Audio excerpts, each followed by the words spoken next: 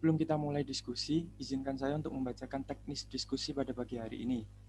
Sesi pertama adalah sesi pemaparan yang nanti akan disampaikan oleh kelompok 10. Sesi kedua adalah sesi tanya jawab antara audiens dengan penyaji. Sesi tanya jawab akan dibuka dengan 2 termin penanya dan setiap termin terdapat 2 orang penanya. Untuk teman-teman yang nanti ingin bertanya, silahkan tulis di kolom komentar dengan format 3 nim belakang dan nama, lalu menyampaikan pertanyaan melalui on mic. Baik, langsung saja untuk menyingkat waktu, kita masuk ke sesi pemaparan. Silahkan kelompok 10 untuk menyampaikan materinya.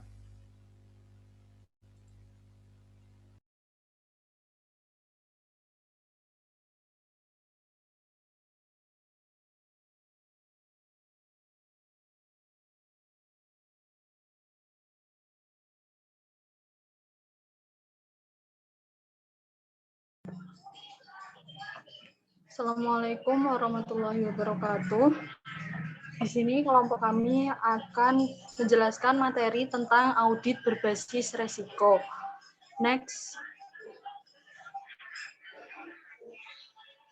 Yang terdiri dari saya sendiri, Putri Nur Anida, NIM belakang 022, lalu selanjutnya Tribekti Utami, NIM belakang 094, lalu selanjutnya ada Marina Zulaihah, NIM belakang 105, dan Agung Sri Raharjo, NIM belakang 109. Next.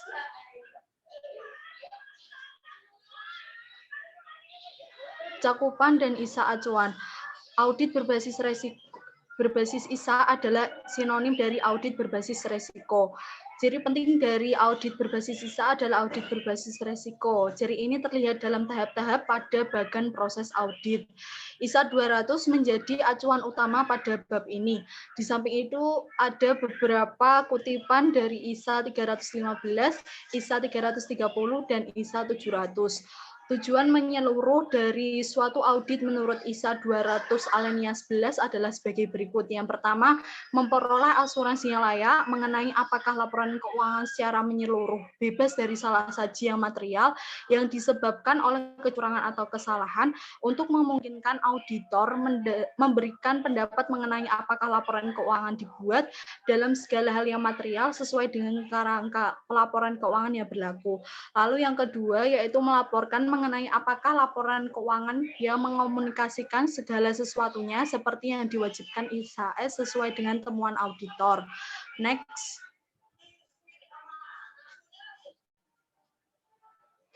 Kutipan dari ISA 200. Yang pertama yaitu ISA 200 alinea ketiga mengenai tujuan audit. Tujuan suatu audit ialah mengangkat tingkat kepercayaan dari pemakai laporan keuangan yang dituju terhadap laporan keuangan itu. Tujuan itu dicapai dengan pemberian opini oleh auditor mengenai apakah laporan auditor disusun dalam segala hal yang material sesuai dengan kerangka pelaporan keuangan yang berlaku. Lalu yang selanjutnya yaitu ISA 200 alinea kelima, di mana pokok bahasanya yaitu asuransi yang layak. Sebagai dasar opini auditor, ISAS mewajibkan auditor memperoleh asuransi yang layak. Apakah laporan keuangan secara keseluruhan bebas dari salah saji yang material yang disebabkan oleh kecurangan atau kesalahan. Asuransi yang layak yaitu asuransi pada tingkat yang tinggi. Next. Lalu yang ketiga yaitu ISA 200 alinea A34, di mana pokok bahasanya yaitu resiko terjadi pada 2 tingkat. 2 tingkat ini yaitu pada tingkat laporan keuangan secara menyeluruh dan tingkat asersi untuk jenis transaksi, saldo akun, dan pengungkapan. Next. Lalu yang selanjutnya yaitu ISA 200 alinea A40, di mana pokok bahasanya yaitu memisahkan atau tidak memisahkan risiko bawaan dari risiko pengendalian. ISAS pada umumnya tidak mengacu pada risiko bawaan dan risiko pengendalian secara terpisah, melainkan mengacu pada penilaian gabungan dari risiko salah saji yang material.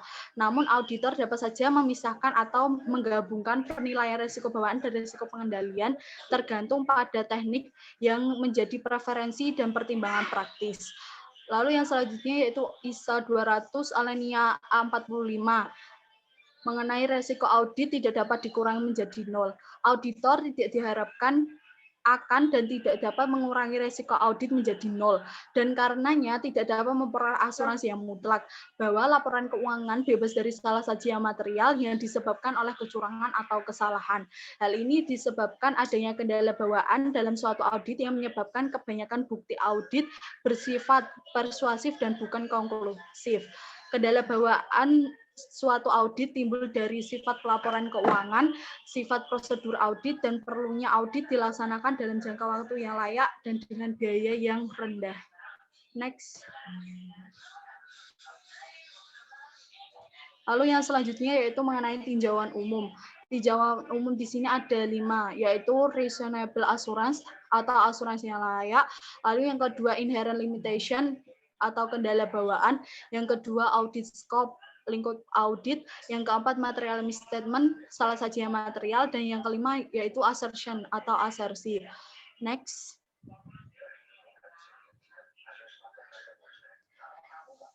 Yang pertama yaitu reasonable assurance atau asuransi yang layak. Asuransi yang layak adalah asuransi yang tinggi, tetapi bukan pada tingkat tinggi yang mutlak. Asuransi yang layak dicapai ketika auditor memperoleh bukti audit yang cukup dan tepat untuk menekan resiko audit. Resiko audit adalah resiko di mana auditor memberikan opini yang salah ketika laporan keuangan disalahsajikan secara material. Dengan bukti audit yang cukup dan tepat, auditor sudah menekan resiko audit, namun tidak mungkin sampai ke tingkat nol karena adanya kendala bawaan dalam setiap audit. Auditor tidak dapat memberikan absolut asuransi atau asuransi mutlak. Auditor menarik kesimpulan auditnya dan mendasarkan opini atau pendapatnya kepada bukti-bukti audit tersebut. Next. Lalu yang kedua yaitu inherent limitation atau kendala bawaan. Kendala bawaan di sini ada 4. Yang pertama sifat pelaporan keuangan. Alasannya karena pembuatan laporan keuangan memerlukan yang pertama judgement manajemen dalam menerapkan kerangka pelaporan keuangan dan keputusan atau penilaian subjektif oleh manajemen dalam memilih berbagai tafsiran atau judgement yang acceptable. Lalu yang kedua yaitu sifat bukti audit yang tersedia. Kebanyakan pekerjaan auditor dalam merumuskan pendapatnya adalah mengumpulkan dan mengevaluasi bukti audit. Bukti ini bersifat persuasif dan tidak konklusif. Next. Kendala yang ketiga yaitu mengenai sifat prosedur audit. Alasannya, bagaimanapun bagusnya rancangan prosedur audit, tidak mampu mendeteksi setiap salah saji. Yang pertama yaitu setiap sampel atau kurang dari 100% mengandung resiko bahwa salah saji tidak akan terdeteksi. Lalu yang kedua, manajemen atau pihak lain mungkin tidak memberikan semua informasi yang diminta. Lalu yang ketiga, kecurangan yang canggih disembunyikan dengan rapi. Lalu yang keempat, prosedur audit untuk mengumpulkan bukti audit mungkin tidak mendeteksi informasi yang hilang. Lalu kendala yang terakhir yaitu pelaporan keuangan tepat waktu. Alasannya yaitu relevansi atau nilai informasi keuangan cenderung menurun dengan lewatnya waktu. Oleh karena itu perlu ada keseimbangan antara keandalan informasi dan biayanya. Next. Lalu yang ketiga yaitu audit scope, lingkup audit.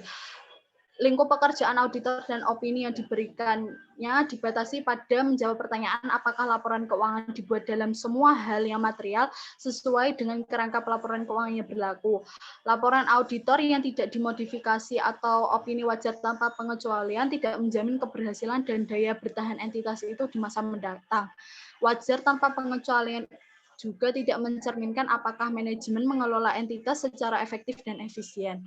Next. Lalu yang keempat yaitu salah saji material. Salah saji material terjadi jika secara layak dapat diharapkan akan mempengaruhi keputusan ekonomis pemakai laporan keuangan. Salah saji yang material bisa terjadi yang pertama terjadi secara sendiri-sendiri atau bersama. Contohnya yaitu laporan keuangan mencantumkan pabrik senilai Rp 10 miliar, pabrik itu tidak pernah dibangun atau dibeli. Laporan keuangan tersebut mengandung salah saji yang material.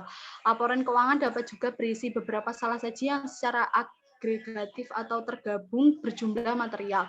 Lalu yang kedua yaitu berupa salasaji yang tidak dikoreksi. Misalnya yang ditemukan oleh auditor dan dikomunikasikan kepada kepala bagian pembukuan dan diakui sebagai salasaji, namun kepala bagian pembukuan tidak bersedia mengoreksinya.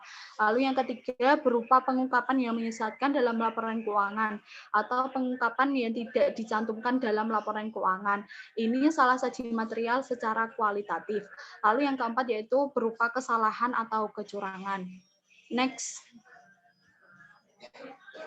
Lalu yang terakhir yaitu asersi. Asersi adalah pernyataan yang diberikan manajemen secara eksplisit maupun implisit yang tertanam di dalam atau merupakan bagian dari laporan keuangan.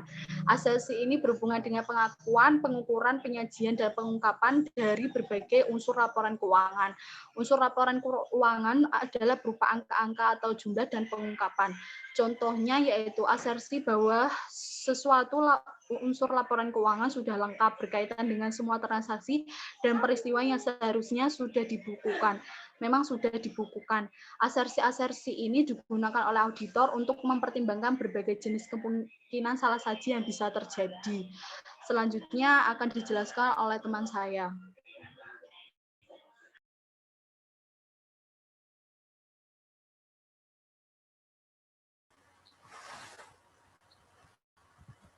Selanjutnya yaitu resiko audit. Nah, seperti yang kita tahu, resiko itu adalah sebuah halangan yang harus diminimalis.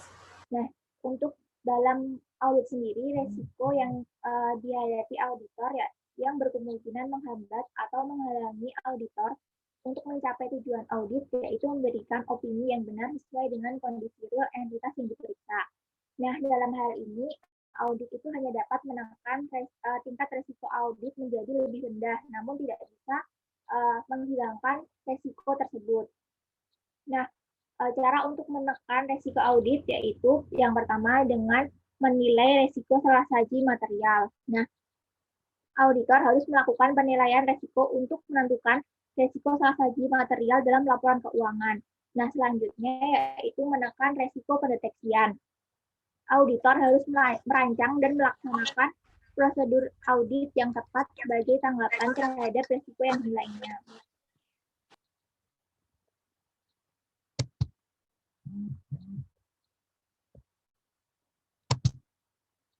Nah, selanjutnya yaitu komponen resiko audit. Yang pertama ada inherent risk atau risiko bawaan. Nah, inherent risk ini salasaji yang material pada laporan keuangan karena sifat alamiah akun dan mengesampingkan pengendalian internal yang tidak diperhitungkan. Jadi dalam hal ini risiko bawaan itu mengesampingkan pengendalian intern. Jadi menganggap sebuah entitas itu belum ada pengendalian internnya. Nah, yang kedua yaitu risk, yaitu resiko pengendalian itu muncul salasaji yang material pada laporan keuangan dipengaruhi oleh efektif atau tidaknya sistem pengendalian internal. Yang ketiga yaitu detection risk, yaitu resiko pendeteksian. Munculnya salasaji yang material pada laporan keuangan meskipun bukti dirasa cukup oleh auditor.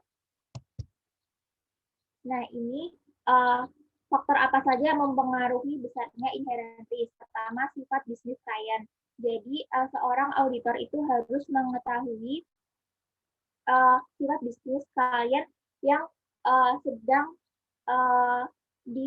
diselidiki seperti itu. Jadi, misalnya klien itu bergerak di bidang di manufaktur, jadi kan itu ada akun persediaan. Akun persediaan itu seorang auditor harus bisa benar-benar mengerti jumlah persediaan itu apakah masih layak dianggap sebagai persediaan seperti itu. Lanjut temuan audit dari audit sebelumnya. Nah, yang ketiga yaitu dari pihak yang terkait. Nah, semakin besar transaksi dengan pihak non-independen, maka auditor akan menetapkan inherent risk yang tinggi. Nah, pihak non-independen itu seperti pemegang saham istimewa, jadi dia bisa mempengaruhi kebijakan dari perusahaan. Lalu ada transaksi non-rutin. Nah, semakin banyak transaksi dengan yang sifatnya non-rutin, maka auditor akan menetapkan inherent risk yang tinggi. Nah, transaksi non-rutin ini contohnya seperti adanya pos-pos luar biasa seperti itu. Selanjutnya ada control risk, yaitu resiko pengendalian. Nah, sistem pengendalian internal merupakan faktor yang mempengaruhi besar atau kecilnya control risk. Di mana sistem pengendalian internal menyebabkan control risk rendah ketika sistem pengendalian didesain untuk mencapai tujuan entitas NIS, yaitu yang pertama untuk mencapai kewajaran pelaporan keuangan, yang kedua untuk mencapai kepatuhan terhadap peraturan, dan yang ketiga untuk mencapai efisiensi dan efektivitas operasi. Yang ketiga ada detection risk atau resiko pendeteksian. Resiko ini timbul sebagai karena ketidakpastian yang ada pada waktu auditor tidak memeriksa 100% saldo akun atau golongan transaksi. Dan sebagian lagi karena ketidakpastian lain yang ada walaupun saldo akun atau golongan transaksi tersebut telah diperiksa 100%. Nah, jadi walaupun kita sudah memeriksa dari inherent risk dan control risk, itu pasti tetap masih ada resiko yang ada karena tadi sudah dijelaskan bahwa seorang auditor itu hanya bisa menekan tingkat resiko yang ada, tidak bisa menghilangkan sepenuhnya resiko tersebut. Nah, resiko deteksi mempunyai hubungan yang terbalik dengan resiko bawaan dan resiko pengendalian. Semakin kecil resiko bawaan dan resiko pengendalian yang diyakini oleh auditor, semakin besar resiko deteksi yang dapat diterima, dan sebaliknya. Nah, di sini ada acceptable audit risk, yaitu resiko yang akan dihadapi auditor, di mana auditor berisiko salah dalam memberi opini sesuai dengan kondisi real dari entitas dikarenakan beberapa faktor. Nah, besarnya acceptable audit risk ini ditetapkan oleh auditor sendiri dengan memperhatikan beberapa faktor. Nah, jika acceptable audit risk ini rendah, dapat diartikan bahwa auditor yakin bahwa opini yang diberikan telah sesuai dengan kondisi real entitas.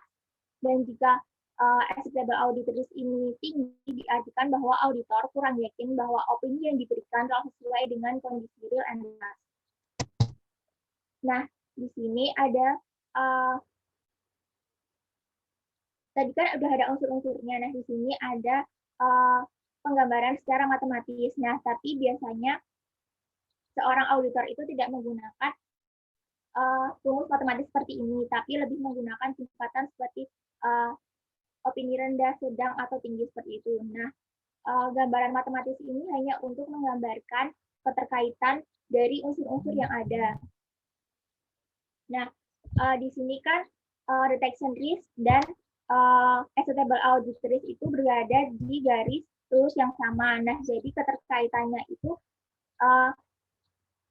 satu garis lurus. Tapi kalau inherent risk dan control risk itu kan berbeda. Jadi keterkaitannya itu dengan detection risk dan acceptable risk itu berbanding terbalik. Jadi misal detection risk dan acceptable audit risk itu ditetapkan oleh auditor itu rendah, berarti bukti yang didapatkan itu pasti sudah banyak dan bukti yang didapatkan itu pasti sudah akurat.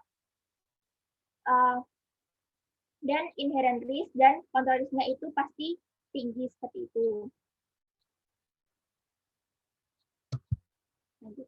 Nah, ini ada butir pertimbangan. Dalam ISA, risiko salah saji material terdiri atas dua komponen, yaitu inherent risk dan control risk yang mempunyai dua.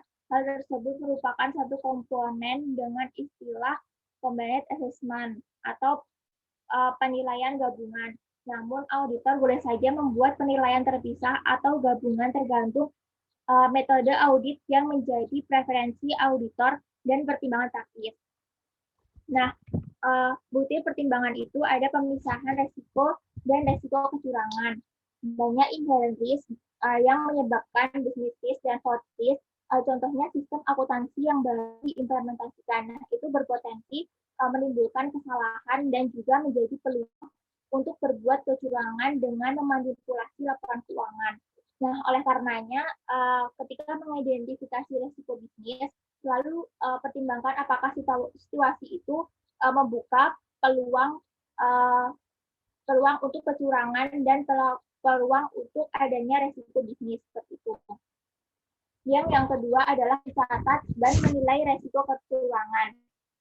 Pola yang aneh harus auditor itu harus melihat pola yang aneh, pengecualian dan keanehan yang ada, dan harus bisa melihat manusia dengan motif opportunity dan rationalization untuk melakukan kecurangan.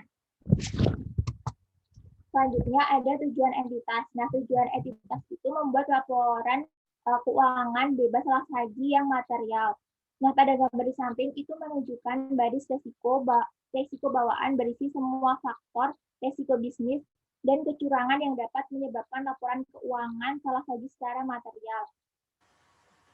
Untuk resiko pengendalian mencerminkan prosedur pengendalian yang pervasif dan spesifik yang dibuat manajemen untuk mitigasi resiko laporan keuangan salah sajikan. Nah, untuk wilayah manajemen residual risk adalah risiko yang tersisa setelah manajemen mengupayakan segala pengendalian. Nah, di risiko bawaan ini, jadi pertama itu manajemen meninjau laporan mana nih yang akan terdapat banyak salah saji. Nah, dari hasil tinjauan itu dilakukan pengendalian menggunakan pengendalian internalnya. Nah, tapi setelah ada pengendalian itu masih tetap ada risiko yang akan terjadi. Nah, itu yang disebut di manajemen residual risk. Lanjut, tujuan auditor yaitu menentukan apakah laporan keuangan entitas bebas dari salah saji yang material. Dalam menilai risiko bawaan, audit ingin mengetahui di mana saja salah saji material mungkin terjadi dalam laporan keuangan. Dan dalam risiko pengendalian, auditor ingin mengetahui apakah pengendalian internnya yang dibangun menangkal risiko bawaan yang diidentifikasi. Dan akhir dari tahap penilaian risiko, auditor menilai risiko salah saji yang material dalam laporan keuangan, yang kemudian melaksanakan prosedur audit yang bersifat responsif. Prosedur audit itu dirancang untuk menekan risiko audit ke tingkat yang lebih rendah atau tingkat yang lebih rendah dan dapat diterima auditor. Selanjutnya presentasi akan dilanjutkan oleh teman saya. Selanjutnya kita akan bahas mengenai dari pelaksanaan audit berbasis risiko. Next.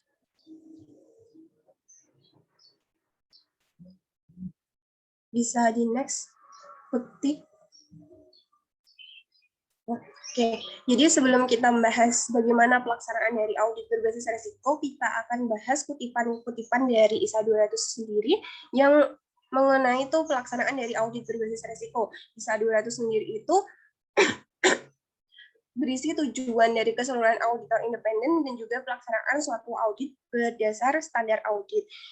Untuk yang pertama yaitu pada alinea 15, di mana pembahasannya itu skeptisisme profesional, itu adalah seorang auditor wajib merencanakan dan melaksanakan suatu dengan skeptisisme profesional dengan menyadari bahwa mungkin ada situasi yang menyebabkan laporan keuangan yang disalah-sajikan secara material. Jadi skeptisisme profesional ini tuh berkaitan dengan seorang auditor harus bersikap kritis terhadap apa yang telah diberikan oleh seorang manajer dalam laporan keuangan, di mana tidak mudah percaya dengan yang disajikan dalam laporan keuangan dan berusaha untuk mencari bukti bahwa apa yang telah disajikan di laporan keuangan itu sudah sesuai dengan kenyataannya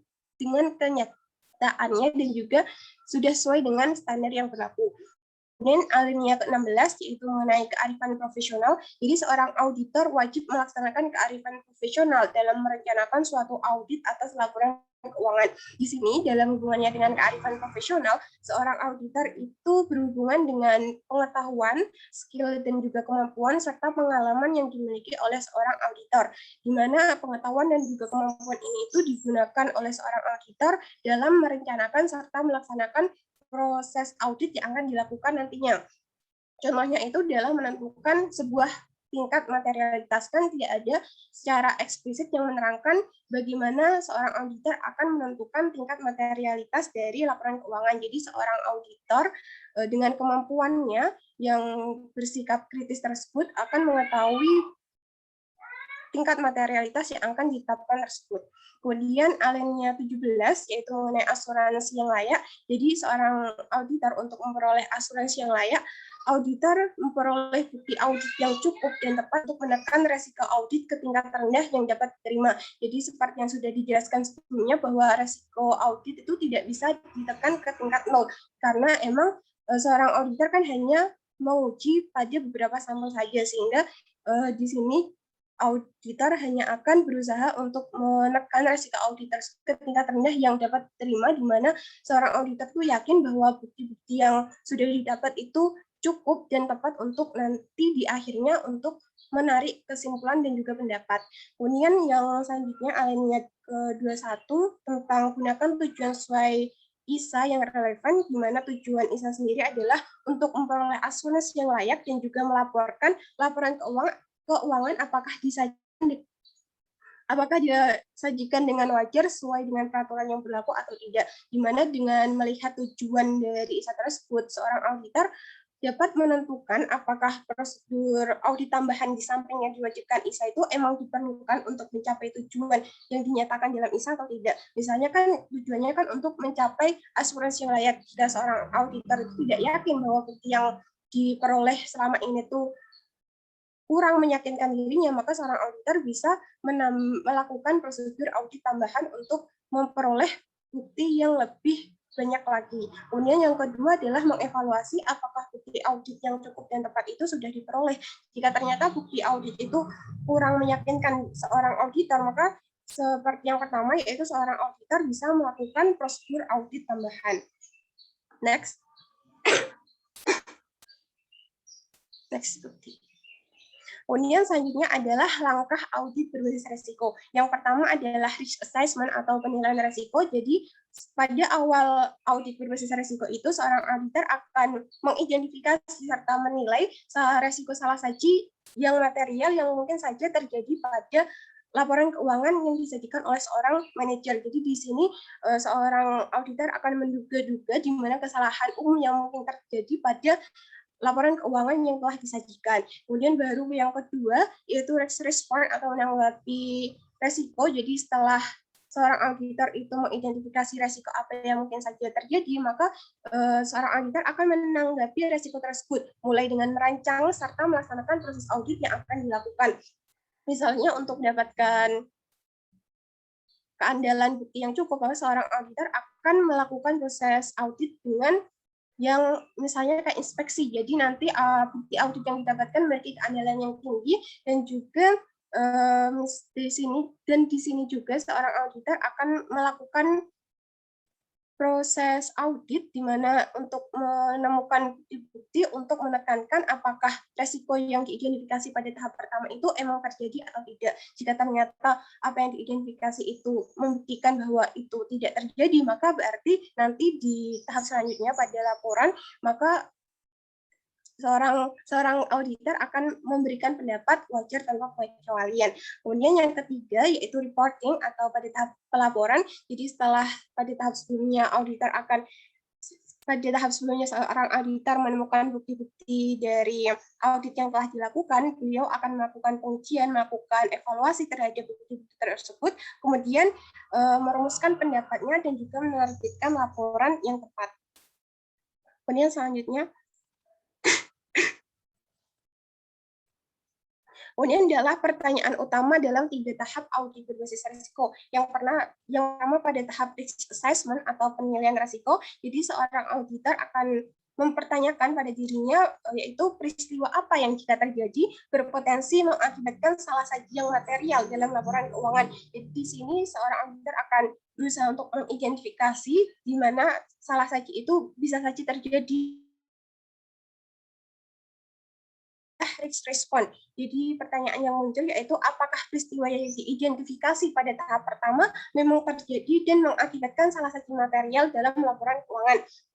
setelah tahap pertama itu melakukan identifikasi, maka respon di sini adalah untuk menguji apakah benar apa yang telah diidentifikasi sebelumnya itu benar-benar terjadi atau tidak.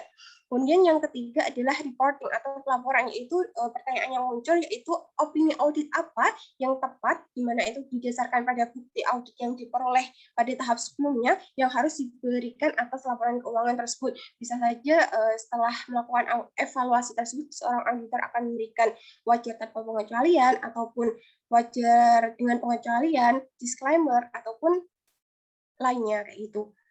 Next. Kemudian adalah yang selanjutnya adalah bagian dari risk assessment atau menilai resiko. Di sini tuh dimulai sejak kegiatan prapenugasan, yaitu sejak seorang auditor tuh belum menerima kerjasama dengan seorang klien. Jadi di sini seorang auditor tuh bebas untuk memutuskan apakah dia akan menerima atau menolak penugasan yang diberikan oleh seorang klien, di mana keputusan ini itu didasarkan pada rincian faktor-faktor resiko yang mungkin saja dihadapi oleh seorang auditor, kemudian melihat independensinya, apakah ada hubungan antara KAP auditor dengan perusahaan yang akan diaudit. Setelah itu, setelah seorang auditor itu memutuskan untuk menerima penugasan dari seorang klien, maka seorang auditor akan membuat surat penugasan, di mana pada surat penugasan itu digunakan untuk pendokumentasian serta berisi misalnya kayak fee, seberapa besar fee auditor yang akan diterima. Kemudian setelah seorang auditor menerima penugasan dari klien, maka seorang auditor akan merencanakan auditnya, di mana seorang auditor akan membuat strategi audit secara menyeluruh dan rencana audit yang akan dilakukan di tahap selanjutnya, di mana yang pertama itu seorang auditor akan menentukan tingkat materialitas yang akan ditetapkan dan juga melakukan diskusi tim audit, di mana digunakan untuk merencanakan strategi audit yang akan dilakukan. Baru setelah itu, seorang auditor akan melaksanakan prosedur penilaian risiko, di mana penilaian risiko ini digunakan untuk mengidentifikasi ataupun menilai risiko salah saji material dengan cara memahami entitas, di mana ketika kita memahami entitas, maka seorang auditor akan mengetahui apa risiko bisnis dan juga risiko kecurangannya itu apa aja, kemudian melihat implementasi dari pengendalian internal, apakah dalam perusahaan itu pengendalian internalnya sudah diterapkan secara efektif atau tidak, dan yang ketiga yaitu nilai resiko salah segi material di tingkat laporan keuangan dan juga asersi. Next. Kemudian selanjutnya adalah keharusan dalam risk assessment, yaitu hal-hal apa saja yang perlu dilakukan oleh seorang auditor dalam tahap ini, yaitu pada tahap penilaian risiko. Yang pertama adalah melibatkan audit senior atau partner, di mana keterlibatan mereka sejak awal akan memastikan perencanaan audit memanfaatkan pengalaman dan insight atau wawasan anggota tim senior. Seperti yang sudah saya jelaskan sebelumnya, bahwa pada tahap perencanaan kan misalnya itu ada materialitas, di mana untuk auditor yang awal-awal itu kan belum memiliki pengalaman yang cukup untuk menentukan seberapa besar tingkat materialitas yang harus ditetapkan pada laporan keuangan, sehingga dengan dilibatkannya audit senior yang memiliki pengalaman serta insight wawasan di mana resiko-resiko biasa terjadi, maka akan membantu perencanaan audit. Kemudian yang kedua adalah tekankan skeptisisme profesional. Seorang auditor itu tidak boleh puas dengan bukti audit yang kurang persuasif dalam upaya mencapai asuransi yang layak. Jadi di sini seperti yang saya jelaskan sebelumnya, bahwa seorang auditor tidak boleh percaya dengan bukti audit yang kurang meyakinkan, harus secara mendalam lagi untuk mencari bukti sampai seorang auditor itu memiliki keyakinan untuk memberikan pendapat di akhirnya itu yang nggak ada resiko kesalahan dalam memberikan pendapat di akhir. Kemudian selanjutnya adalah rencanakan auditnya. Jadi waktu yang digunakan dalam perencanaan audit akan memastikan bahwa tujuan audit dipenuhi dengan benar dan pekerjaan staf audit terfokus pada pengumpulan bukti pada hal-hal yang paling kritikal untuk terjadinya salah saji. Jadi pada tahap risk assessment ini, seorang auditor akan menentukan penjadwalan apa-apa aja yang nanti pada tahap selanjutnya dia perlu mengecek apa, sehingga nanti pada saat pelaksanaan seorang auditor itu tidak bingung harus mengecek apa, atau mengecek ini perlukah Jadi kalau seperti itu kan akan membuang-buang waktu, sehingga pada tahap risk assessment ini sudah dibagi staf ini, staf A akan mengecek bagian ini, staf B mengecek bagian ini, dan lain sebagainya. Kemudian selanjutnya adalah laksanakan diskusi tim audit serta komunikasi berkelanjutan. Jadi diskusi memiliki fungsi yang baik untuk menginformasikan dan membahas mengenai audit yang dilakukan, mulai dari resiko, efektivitas strategi, kecurangan yang mungkin terjadi, dan lain sebagainya. Komunikasi juga harus berjalan dalam tim audit selama penugasan, karena emang dalam pelaksanaan audit kan nggak dilakukan satu auditor saja, melainkan dilakukan secara tim. Jadi di sini itu diperlukan komunikasi antara satu auditor dengan auditor yang lain agar tidak terjadi miskomunikasi. Next. Kemudian adalah fokus pada identifikasi resiko. Jadi langkah terpenting dalam proses penilaian resiko ialah mengidentifikasi semua resiko yang relevan. Karena jika resiko tidak diidentifikasi oleh auditor, maka tidak akan dinilai atau didokumentasikan. Jadi emang kan pada tahap ini adalah penilaian resiko, sehingga langkah terpenting yaitu seorang auditor fokus dalam menilai resiko. Karena jika pada tahap awal resiko itu tidak dinilai, maka pada tahap selanjutnya juga tidak akan dilakukan pelaksanaannya. Sehingga inilah mengapa penilaian resiko sejak awal itu sangat penting. Kemudian yang selanjutnya adalah evaluasi secara cerdas tanggapan manajemen mengenai resiko. Jadi langkah terpenting lainnya adalah mengevaluasi efektifnya tanggapan manajemen. Bagaimana seorang manajemen itu merancang ataupun melaksanakan pengendalian untuk memitigasi salah satu material yang sudah diidentifikasi oleh manajemen sendiri dan ataupun auditor. Jadi setelah seorang auditor mengidentifikasi resiko yang mungkin saja terjadi, seorang auditor akan membahas serta mendiskusikannya dengan seorang manajer, di mana dilihat apakah resiko yang satu ini sudah dikendalikan dengan melakukan pengendalian internal ataupun tidak. Kemudian selanjutnya adalah gunakan kearifan profesional. Seperti yang sudah saya jelaskan sebelumnya, bahwa kearifan profesional itu berhubungan dengan kemampuan serta pengetahuan dari seorang auditor. Jadi contoh dari kearifan profesional sendiri dalam penilaian risiko itu, yang pertama dimulai pada penentuan untuk menerima atau melanjutkan hubungan dengan klien. Selanjutnya adalah mengembangkan strategi audit secara menyeluruh, kemudian menetapkan materialitas, kemudian menilai risiko salah satu material, termasuk mengidentifikasi risiko signifikan dan area lain di mana pertimbangan audit khusus mungkin diperlukan, dan yang terakhir itu mengembangkan ekspektasi untuk melaksanakan prosedur analitikal. Next. Selanjutnya adalah bagian dari risk response atau menanggapi resiko. Di sini tuh dimulai dari merancang tanggapan secara menyeluruh dan prosedur audit selanjutnya.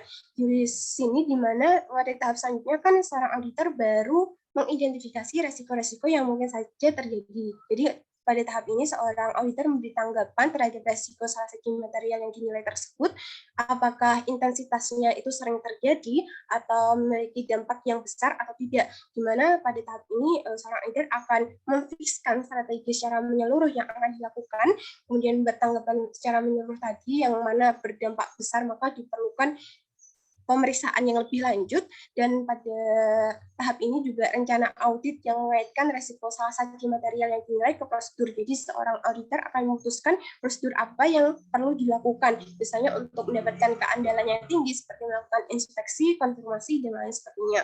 Kemudian selanjutnya adalah seorang auditor akan mengimplementasikan tanggapan terhadap resiko salah satu material yang dinilai, di mana implementasi tanggapan ini tuh bertujuan untuk menurunkan resiko audit ke tingkat rendah yang dapat diterima. Di mana jika resiko audit itu ingin ditekan ke tingkat rendah yang dapat diterima, maka seorang auditor itu bisa memperbanyak bukti yang akan dikumpulkan, sehingga ini berhubungan dengan pekerjaan yang akan dilaksanakan oleh seorang audit dan juga temuan audit yang perlu dilakukan. Di mana kalau ingin resikonya rendah, maka otomatis bukti yang harus dikumpulkan oleh seorang auditor akan semakin banyak, sehingga tugas dari seorang auditor juga akan semakin banyak. Kemudian auditor bisa mereview kertas kerja, di mana jika dirasa bukti ataupun bukti-bukti audit yang ditemukan itu kurang memberikan keyakinan pada diri seorang auditor, maka seorang auditor bisa melakukan audit tambahan dan lain sebagainya dengan mereview kertas kerja. Next. Kemudian dalam menanggapi resiko Jadi dalam tahap ini seorang auditor itu yang pertama itu menilai resiko bawaan dan juga resiko pengendalian pada tingkat laporan keuangan dan pada tingkat asersi, baik untuk setiap jenis transaksi, saldo akun, dan pengungkapan. Jadi pada tahap ini juga itu seorang auditor akan menilai resiko bawaannya dan juga resiko pengendalian. Jika dirasa resiko bawaannya itu tinggi, berarti itu sudah menekan resiko audit ke tingkat yang lebih rendah, karena resiko bawaan dan juga resiko audit kan memiliki hubungan yang terbalik. Kemudian yang kedua adalah mengembangkan prosedur audit responsif, yaitu prosedur audit yang menanggapi resiko yang dinilai. Jadi setelah pada tahap sebelumnya itu dilakukan penilaian resiko, maka di sini seorang auditor akan menanggapi resiko tersebut dengan melakukan prosedur audit dengan cara mengumpulkan bukti-bukti yang di mana prosedur auditnya itu dilakukan sesuai gitu. Misalnya kayak seorang auditor ingin mengecek apakah sebuah perusahaan itu emang punya utang ke bank A, jadi seorang auditor bisa melakukan prosedur audit yang konfirmasi dengan bank A apakah emang perusahaan tersebut punya utang pada bank tersebut. Kemudian selanjutnya adalah tanggapan auditor terhadap resiko yang dinilai untuk salah satu material didokumentasikan pada rencana audit. Yang pertama itu berisi tanggapan menyeluruh atas resiko yang diidentifikasi pada tingkat laporan keuangan. Jadi setelah resiko itu dinilai, maka seorang auditor akan memberikan tanggapan apakah itu resikonya emang bersifat material ataupun tidak terlalu material dan lain sebagainya.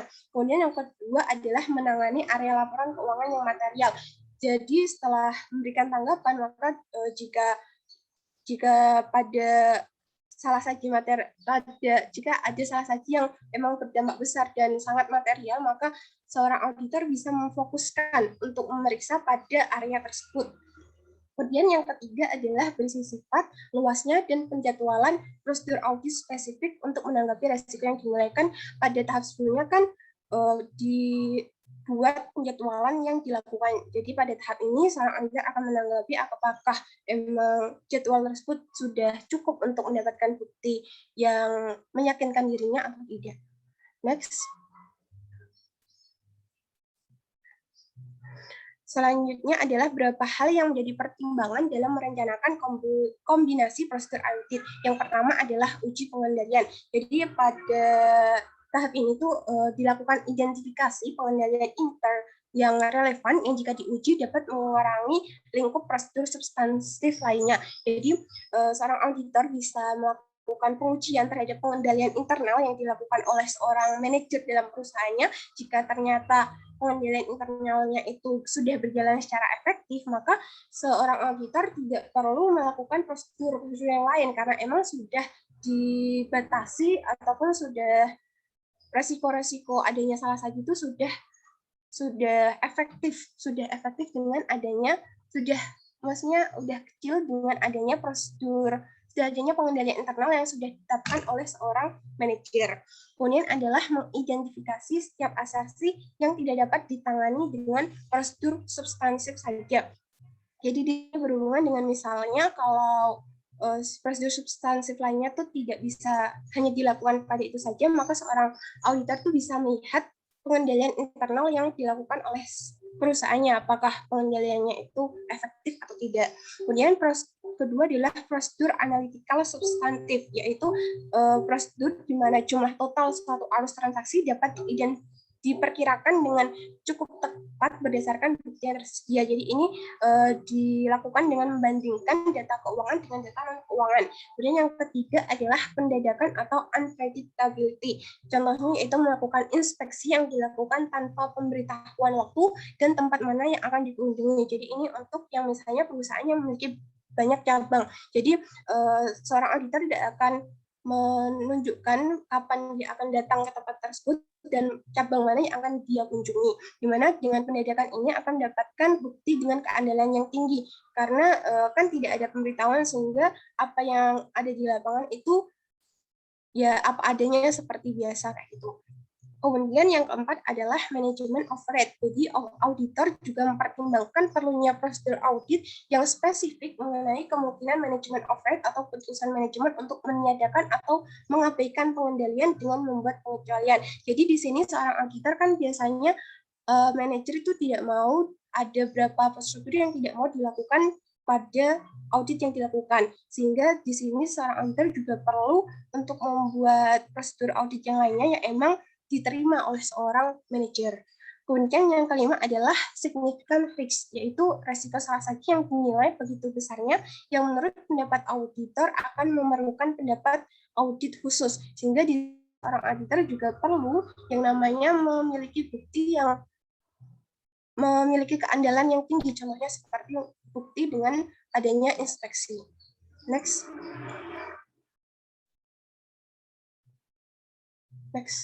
Bukti. Kemudian selanjutnya adalah bagian dari reporting atau pelaporan. Jadi setelah pada tahap sebelumnya seorang auditor mengumpulkan bukti-bukti, pada tahap ini yaitu auditor akan mengevaluasi bukti audit yang sudah didapatkan, kemudian menentukan apakah pekerjaan audit tambahan itu diperlukan dari adanya bukti yang sudah direncanakan.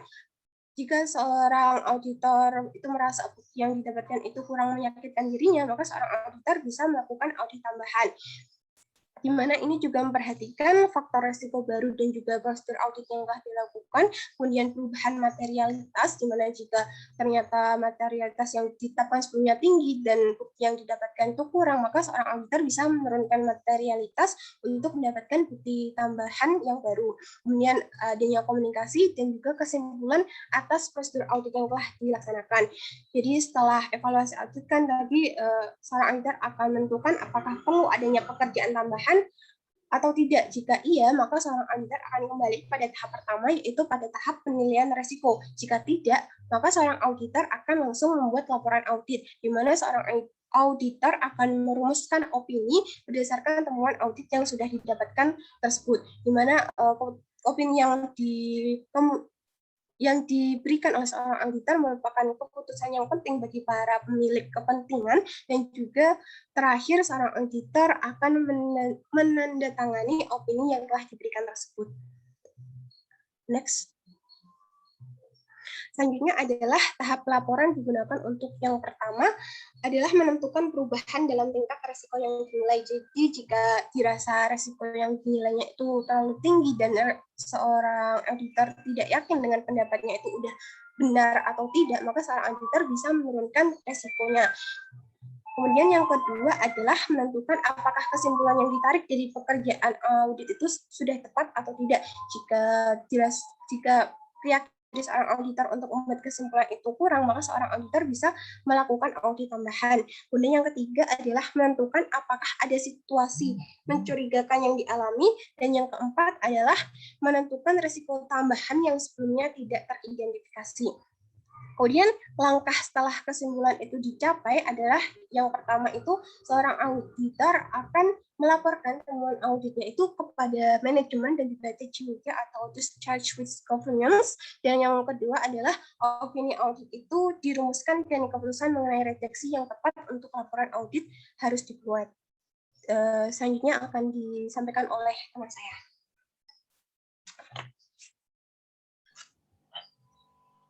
Baik, selanjutnya ada dokumentasi. Yang seperti yang kita tahu, dokumentasi audit itu juga dapat digunakan untuk audit di tahun berikutnya. Sehingga dokumentasi yang cukup itu diharuskan agar auditor yang tidak berhubungan dapat memahami beberapa hal. Yang pertama, sifat, jadwal, dan luasnya prosedur audit. Jadi auditor itu bisa tahu apa yang diaudit, kapan, dan berapa luas audit itu dilaksanakan. Yang kedua adalah hasil pelaksanaan dan bukti audit. Dan yang ketiga adalah hal-hal penting yang timbul selama audit, kesimpulan yang ditarik, dan kearifan profesional yang diterapkan. Nah, sehingga dokumentasi ini itu juga bisa digunakan sebagai review auditor untuk melihat kembali apakah opini yang diberikan sudah sesuai ataukah tidak. Lanjut. Kemudian ada manfaat audit berbasis risiko. Yang pertama adalah fleksibilitas waktu. Nah, audit berbasis risiko ini bisa dilaksanakan sebelum akhir tahun, dengan asumsi tidak akan ada perubahan yang terlalu besar pada perusahaan tersebut. Atau dengan kata lain, proses transaksi ataupun berjalannya perusahaan dari waktu ke waktu itu stabil, tidak ada terlalu besar goncangannya. Nah, karena bisa dilaksanakan sebelum akhir tahun, sehingga audit resiko ini memberikan waktu yang cukup bagi audit untuk bekerja dan memberikan waktu yang cukup juga bagi klien untuk bisa memberikan respon atas tanggapan dari audit tersebut. Dan pada akhirnya, meskipun penilaian resiko dapat dilaksanakan sebelum akhir tahun, tapi dalam pekerjaan lapangannya itu tetap akan dilaksanakan setidaknya mendekati pada akhir tahun atau akhir periode. Ini untuk meminimalisir adanya perbedaan antara bukti yang sebelumnya dengan bukti yang terbaru. Kemudian ada upaya tim audit berfokus pada area terkunci. Nah, seperti yang kita tahu, kan tadi resiko itu kan dibagi-bagi, ada yang risiko tinggi, menengah, dan rendah. Nah, auditor biasanya akan berfokus pada risiko yang tinggi terlebih dahulu, sehingga auditor itu bekerja terfokus. Mereka tahu apa yang harus diselesaikan terlebih dahulu. Nah, hal ini bisa memberikan hal yang efisien pada sumber daya, baik keuangan maupun waktu yang diperlukan dalam audit tersebut. Kemudian ada pemahaman atas pengendalian internal. Nah, kan tadi sempat dibahas bahwa audit resiko itu juga harus memahami pengendalian internal, sehingga dengan auditor tersebut memahami entitas yang ia selidiki, dengan ia memahami pengendalian internalnya, apakah sudah berjalan dengan baik atau tidak, maka auditor itu bisa lebih tepat dalam memberikan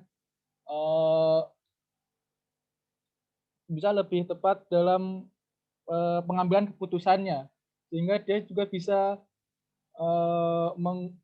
menguji efektivitas pengendalian internal tersebut. Kemudian komunikasi yang tepat waktu. Nah, ini berhubungan dengan fleksibilitas waktu tadi, karena waktunya panjang, kemudian pekerjaannya juga terfokus, maka komunikasi tersebut bisa dilaksanakan dengan baik. Baik komunikasi antar tim maupun komunikasi dengan kliennya. Selanjutnya ada ISA untuk entitas kecil. Nah, ISA untuk entitas kecil ini ada pada ISA 200 alinea A63 sampai dengan A66. Nah, intinya itu ada 6 ini. Yang pertama, tujuan audit adalah sama untuk ukuran audit apapun. Nah, jadi baik entitasnya kecil maupun entitas besar, tujuan, wewenang, dan fungsi audit itu tetap sama. Yang membedakan hanyalah pada pertimbangan-pertimbangan yang akan diterapkan. Ya, seperti kita tahu, entitas kecil dan entitas besar tentu resikonya berbeda. Maka dari itu, meskipun tujuannya sama, maka dalam prosesnya, pertimbangannya tentu akan menyesuaikan dengan resiko yang dihadapi. Yang kedua, prosedur audit khusus atau spesifik bervariasi tergantung ukuran entitas dan resiko yang dinilai. Yang saya bahas tadi, ini tuh mengikuti ukuran entitas dan resiko yang dinilai, karena hal tersebut berbeda-beda antara entitas kecil dan entitas besar. Misalnya, entitas besar itu maka akan memiliki kas yang lebih besar daripada entitas kecil. Maka dalam prosedurnya itu akan menyesuaikan masing-masing apa yang dihadapi. Kemudian ISA itu memusatkan perhatian pada hal-hal yang harus ditangani auditor, bukan pada detail dari prosedur audit khusus atau spesifik. Yang keempat, rancangan dari prosedur audit khusus selanjutnya tergantung dari penilaian risiko oleh auditor. Dan kelima, penerapan kearifan profesional atau professional judgment yang tepat sangatlah penting dalam menentukan prosedur audit untuk menanggapi risiko yang dinilai. Nah, 3 poin ini itu terpusat pada penilaian risiko. Dan seperti yang kita tahu, penilaian risiko atau risk assessment itu menjadi sebuah tumpuan dalam dalam audit berbasis risiko ini, karena dengan penilaian risiko tersebut akan memberikan arah pada audit itu akan dilaksanakan kemana dan bagaimana. Dan karenanya dalam penilaian risiko, auditor itu diwajibkan untuk menyertakan auditor senior dalam kegiatannya atau pekerjaannya. Kemudian yang keenam, kearifan profesional tidak dapat dijadikan alasan untuk tidak mematuhi ketentuan ISA, kecuali dalam situasi istimewa atau exceptional circumstance. Nah, meskipun auditor itu diberikan hak untuk menggunakan kearifan atau kebijakannya dalam setiap pekerjaan, namun dia tetap mematuhi ISA-ISA yang berlaku. Nah, kecuali dalam ketentuan istimewa. Ketentuan istimewa itu contohnya pada materi kemarin yang sempat kita bahas mengenai peristiwa kemudian dan double dating. Nah, di sana auditor itu diberikan hak untuk menentukan bagaimana auditor tersebut akan berlangsung, meskipun ketentuan ISA-nya sedikit terlanggar, namun masih tetap dalam koridor yang tepat. Selanjutnya, ya, dan sekian dari materi yang dapat kami sampaikan. Untuk selanjutnya kami kembalikan kepada moderator. Terima kasih. Baik, terima kasih pada kelompok 10 yang telah memaparkan materi. Selanjutnya, saya buka sesi tanya jawab untuk teman-teman. Saya buka satu termin pertanyaan terlebih dahulu dengan 2 orang penanya. Silahkan teman-teman yang ingin bertanya bisa menuliskan format 3 NIM terakhir dan izin bertanya.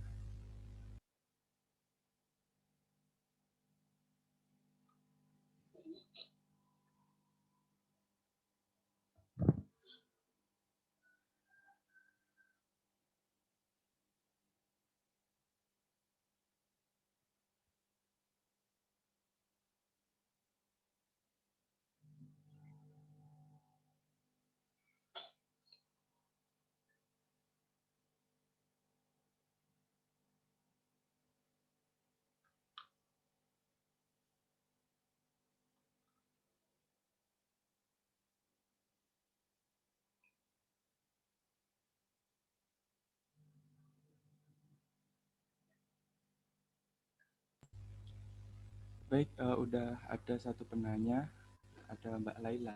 Silakan kepada Mbak Laila bisa menyalakan mikrofonnya. Oke, Pak, suara saya terdengar. Terdengar. Untuk pertanyaannya, apakah ada perbedaan antara audit berbasis biasa? Itu pertanyaan. Terima kasih. Apakah sudah jelas?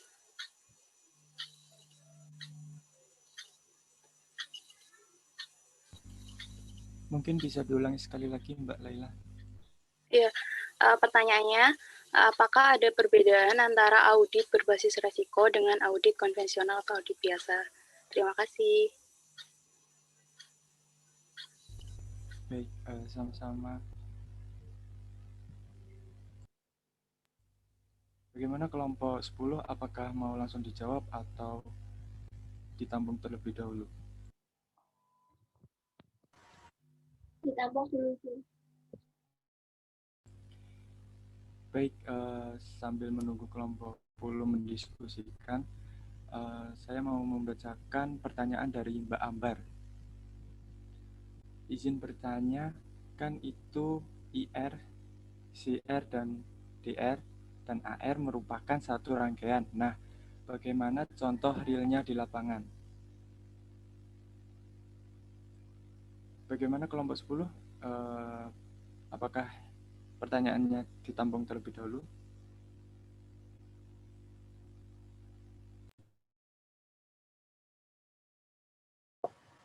Ditampung dulu aja, Zul. Kita diskusiin bentar ya, teman-teman.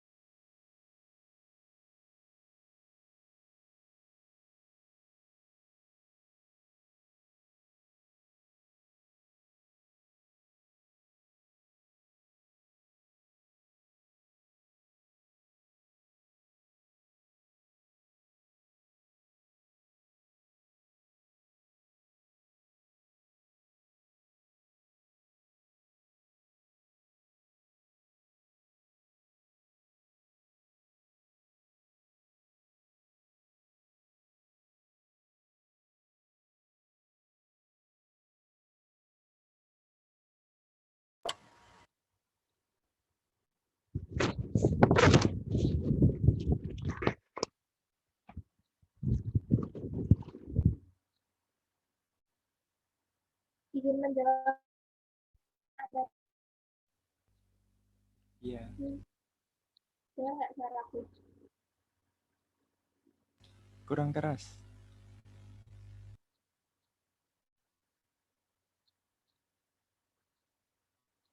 Suaranya udah dengar belum? Sudah. Nah,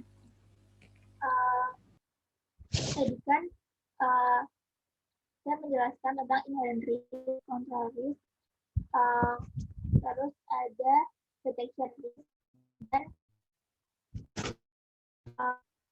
ARR. Nah, itu tuh kalau inherent risk itu contohnya misalkan dilihat dari sifat alamiah dari akun tersebut. Nah, misalnya di perusahaan itu tuh ada akun kas. Nah, kita tahu kan kalau akun kas itu tuh kecenderungannya mudah diambil, terus kayak mudah diotak-atik seperti itu. Nah, ada lagi contoh misal ada akun persediaan.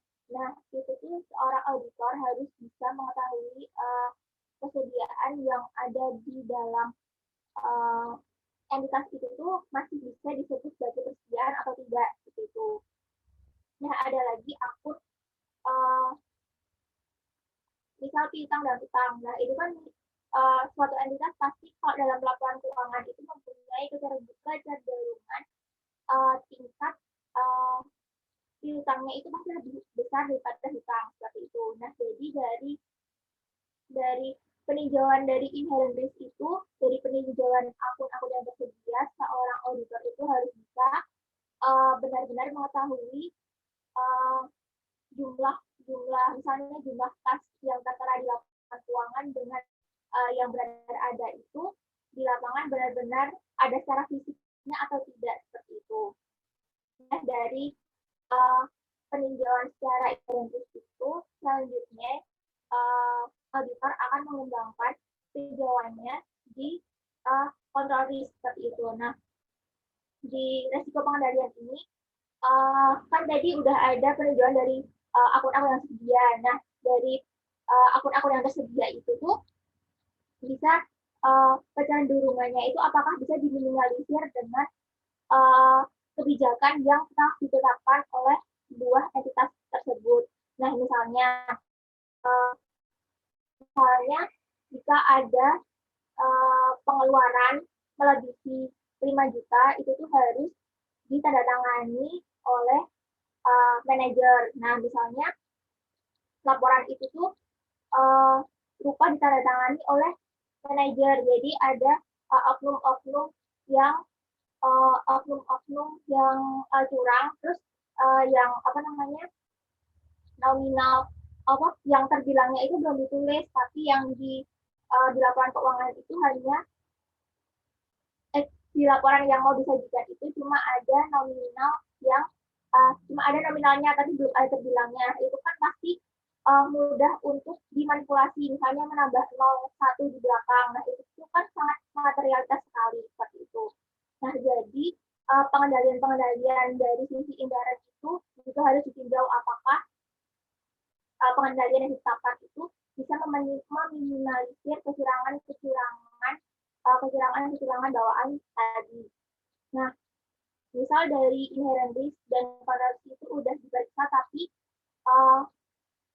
pasti kan masih ada resiko yang akan terjadi karena auditor itu hanya bisa meminimalisir resiko dan tidak bisa menghilangkan resiko yang ada. Jadi itu resiko yang nantinya bisa muncul lagi, itu tuh masuk di detection risk. Nah, lanjut, itu tuh nanti ada, nah, jika inherent risk dan detection risk itu udah udah diperiksa, nah itu tuh nanti akhirnya auditor akan memberikan sebuah opini atau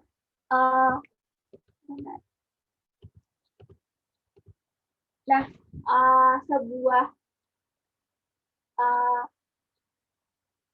opini bahwa kondisi real yang ditetapkan di laporan keuangan itu memang benar-benar sesuai dengan laporan keuangan yang ditetapkan. Nah, itu maksudnya di acceptable audit risk. Nah, misalnya acceptable audit risk itu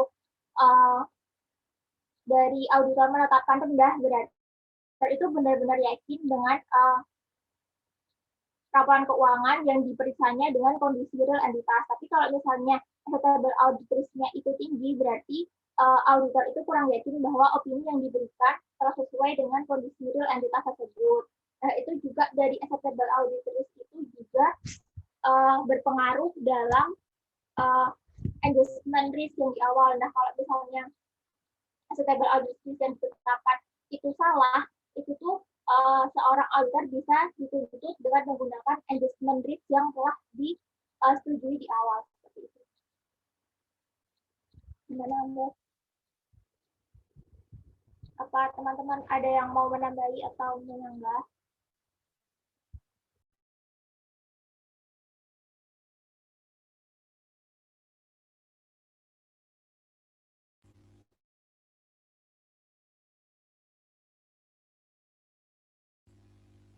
Bagaimana Mbak Ambar, apakah pertanyaan dari Mbak Tribekti itu cukup?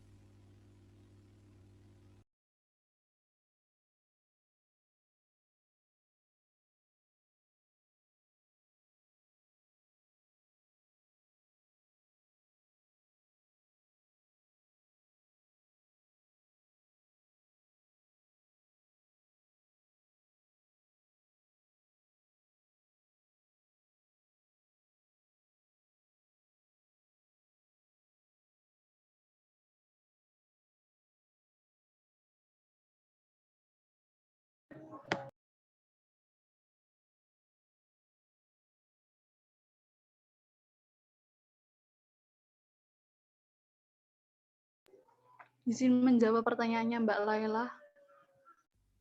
Silakan Mbak Putri. Tadi pertanyaannya Mbak Laila kan, apakah ada perbedaan antara audit berbasis resiko dengan audit konvensional atau biasa? Menurut saya ada. Perbedaannya yang pertama yaitu apabila audit konvensional itu dititik beratkan pada resiko manajemen dalam kaitannya dengan pencapaian tujuan audit. Sedangkan audit berbasis resiko, perhatian auditor itu lebih jauh dititik beratkan pada penaksiran atas resiko. Lalu yang kedua, audit konvensional berfokus pada kejadian yang terjadi pada kondisi masa lalu yang berdampak pada tujuan audit yang telah ditetapkan dengan tujuan untuk menilai tingkat kewajarannya. Lalu untuk audit berbasis resiko, auditor membuat skenario resiko yang di masa kini dan masa yang akan datang yang akan berdampak pada pencapaian tujuan sebuah organisasi. Lalu yang ketiga yaitu di audit konvensional, laporan audit merupakan informasi yang disampaikan kepada pihak-pihak yang berkepentingan dan pengguna laporan sesuai tujuan audit yang sudah ditetapkan. Apabila di audit berbasis resiko, laporan auditnya, auditor lebih menitik beratkan pada pengungkapan proses yang memiliki resiko dibandingkan pengungkapan yang berfungsi untuk suatu pengendalian. Lalu yang keempat yaitu audit konvensional, pendekatan proses auditnya berbasis sistem, sedangkan audit berbasis resiko, pendekatan proses auditnya berbasis resiko.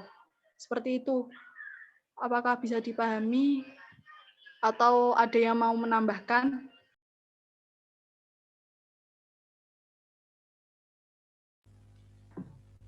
Izin menambahkan ya terkait pertanyaan dari Laila, apa perbedaan dari audit konvensional dengan audit resiko? Jadi kalau menurut saya itu dia bukan suatu hal yang berbeda, cuma di dalam audit resiko itu seorang auditor berusaha untuk mengurangi resiko yang mungkin di akhir kan seorang auditor kan memberikan pendapatnya, di mana kalau tidak ada resiko audit maka nanti ditakutkan pendapat yang dikemukakan oleh seorang auditor itu ada kesalahan atau nggak sesuai dengan keadaan sebenarnya, sehingga dalam audit konvensional dan audit resiko itu kalau menurut saya itu includes dalam satu hal kayak gitu.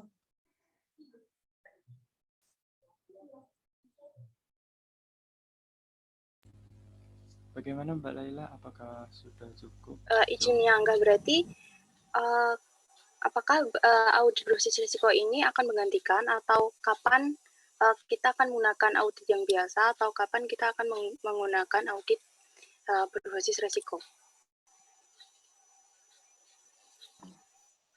Izin menanggapi ya, jadi bukan seorang auditor ingin kayak memilih konvensional terus atau memakai audit yang berbasis risiko. Cuma dalam penerapannya itu seorang auditor perlu untuk menerapkan yang namanya audit berbasis risiko. Dengan begitu nanti pendapat yang dengan melihat resiko-resiko yang mungkin saja ada salah satu yang tidak diungkapkan, sehingga nanti seorang auditor tuh bisa berusaha untuk memitigasi resiko tersebut, di mana dalam audit berbasis risiko itu seorang auditor akan melihat dari sistem pengendalian dari manajemen di dalam perusahaan. Kan dalam sebuah perusahaan kan mereka juga berusaha untuk memitigasi resiko yang bisa saja terjadi.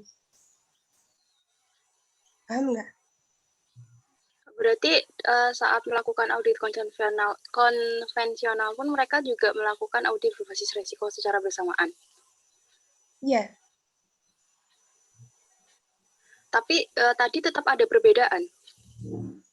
Ya, ada tetap perbedaan, cuma kalau seorang auditor tuh cuma melakukan audit konvensional yang biasa itu tidak masalah, cuma lebih baik diinputkan dengan audit yang berbasis risiko juga, sehingga nanti pendapat yang dikemukakan oleh seorang auditor tuh lebih mengurangi resiko salah dalam memberikan pendapat.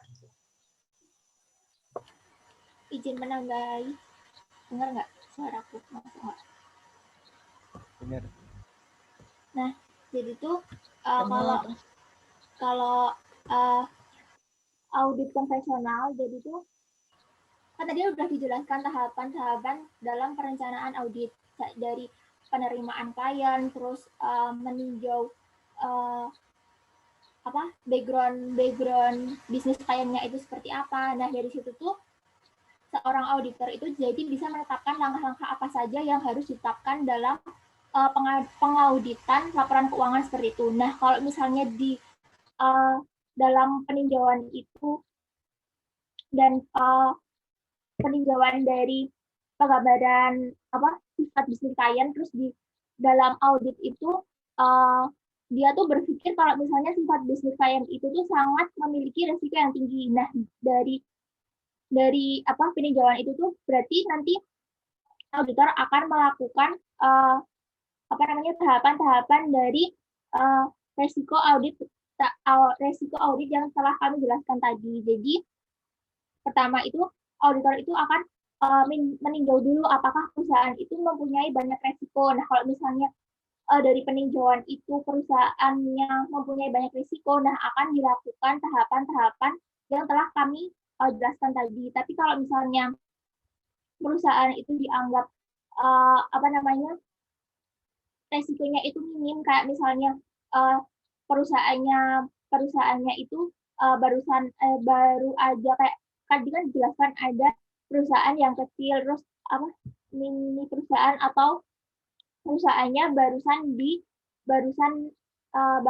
dibuat atau barusan muncul seperti itu, kan berarti kan kayak keterkaitan dengan pihak-pihak lainnya itu kan sedikit, dan dari kecurangan dari laporan keuangan itu masih minim seperti itu. Jadi itu tergantung dari peninjauan awal peninjauan awal auditor terhadap perusahaan tersebut, seperti itu.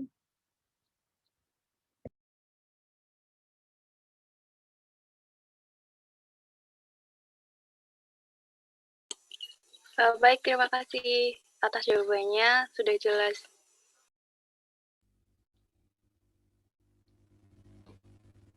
Terima kasih kepada kelompok 10 yang sudah menjawab pertanyaan dari Mbak Laila sama Mbak Ambar. Nah, sekarang saya buka termin pertanyaan kedua dengan 2 orang penanya terlebih dahulu. Misal nanti waktunya cukup, bisa ditambahkan dari pertanyaan Mbak Ulan dan Mbak Afina. Silahkan Mbak Danis bisa menyalakan mikrofon.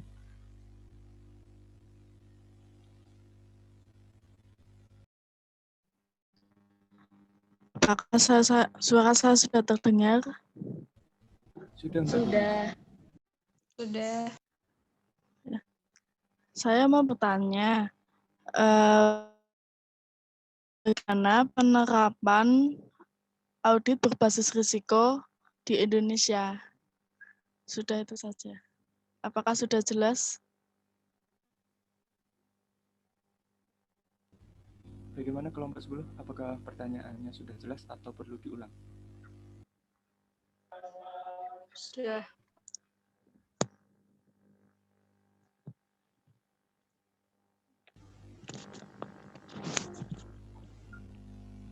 Baik, untuk pertanyaannya apakah ingin ditampung terlebih dahulu atau langsung dijawab oleh kelompok 10?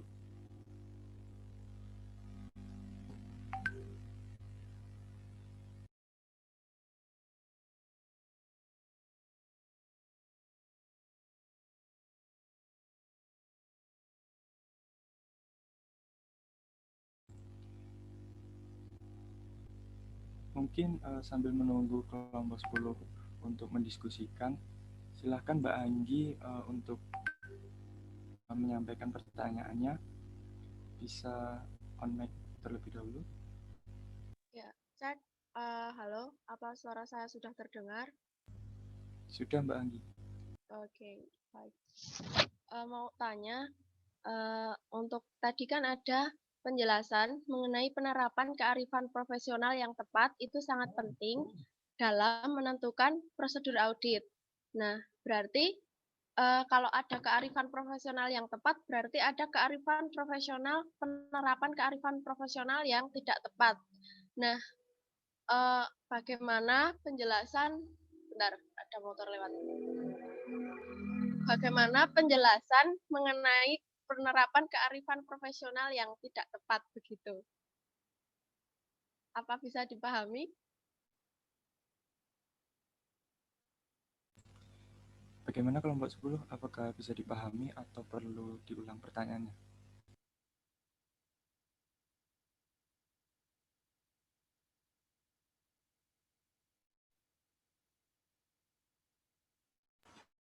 Bisa diulangi sekali lagi nggak pertanyaan? Oke. Tadi ada dijelaskan penerapan kearifan profesional yang tepat sangat penting dalam menentukan prosedur audit. Nah, berarti di balik penerapan kearifan profesional yang tepat itu kan ada lawannya, penerapan kearifan profesional yang tidak tepat. Nah, penjelasan mengenai penerapan kearifan profesional yang tidak tepat itu seperti apa bentuknya, contoh-contohnya seperti apa begitu.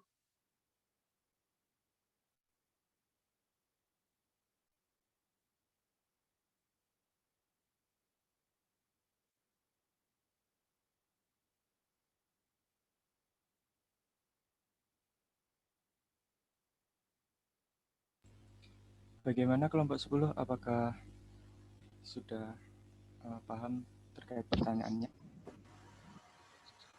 Izin menjawab pertanyaannya Anggi ya. Oke. Suara aku jelas nggak? Jelas Mbak. Nah, kan tadi udah dijelaskan apa namanya kearifan profesional itu tuh dengan apa namanya dia tuh bisa menentukan apakah melanjutkan hubungan dengan klien atau tidak, seperti itu kan. Nah, kalau misalnya dia tidak profesional, dia hanya mementingkan keuntungan yang dia dapat. Nah, dengan dia mengauditkan pasti dia mendapatkan fee seperti itu. Nah, kalau misalnya dia hanya memikirkan fee, dia akan melanjutkan banyak resiko yang akan didapatkan jika dia mengaudit klien tersebut karena banyak kecurangan yang terjadi di perusahaan tersebut. Nah, lalu ada mengembangkan strategi audit yang menyeluruh. Nah, kalau misalnya audit itu tidak profesional, dia hanya akan mengaudit itu mengaudit dan mengeluarkan pernyataan itu tidak sesuai dengan kenyataan entitas tersebut. Nah, lalu misal dengan tidak melihat resiko-resiko di perusahaan itu secara menyeluruh. Nah, itu juga bisa mengurangi tingkat profesionalitas seorang auditor seperti itu. Apa dari teman-teman yang mau menambahkan? Izin menambahkan ya, jadi terkait skeptisisme profesional kan itu berhubungan dengan pengetahuan serta skill ataupun kemampuan yang dimiliki oleh seorang auditor. Jadi di sini itu kayak nggak ada peraturan yang secara gamblang kayak menerangkan, misalnya tadi saya menjelaskan tentang materialitas, kan itu nggak ada peraturan yang secara eksplisit menerangkan bagaimana seorang auditor itu akan menetapkan tingkatan dari materialitas. Jadi di sini kan diserahkan pada kemampuan serta pengalaman yang dimiliki oleh seorang auditor, di mana mengapa ketika dalam perencanaan sebuah audit itu membutuhkan atau butuh keterlibatan oleh seorang auditor senior tuh karena emang pengalaman tersebut, di mana seorang auditor tuh tahu mana tempat mana yang kayak transaksi mana yang emang banyak terdapat resiko salah satu material. Kalau apa itu tadi kearifan yang tidak tepat, berarti misalnya seorang auditor dalam penentuan materialitasnya itu ngawur gitu loh, nggak sesuai dengan kayak pertimbangan resiko yang mungkin saja terjadi. Jadi materialitas yang ditetapkan misal itu kayak terserah, kemudian selanjutnya itu ada strategi yang ditetapkan dalam untuk menemukan bukti-bukti audit itu juga nggak sesuai gitu, misalnya dalam auditor ingin dalam menemukan bukti, misalnya apakah sebuah perusahaan punya utang pada bank, itu kan seharusnya konfirmasi kepada bank tersebut, tapi seorang auditor malah tidak melakukan konfirmasi, malah bertanya-tanya kepada pihak yang tidak memiliki kepentingan pada utang tersebut, kan itu berarti seorang auditor tidak menerapkan kearifan profesional yang tepat. Terima kasih. Bagaimana Mbak Anggi, apakah sudah puas atas jawaban dari kelompok 10? Ya, sudah. Terima kasih.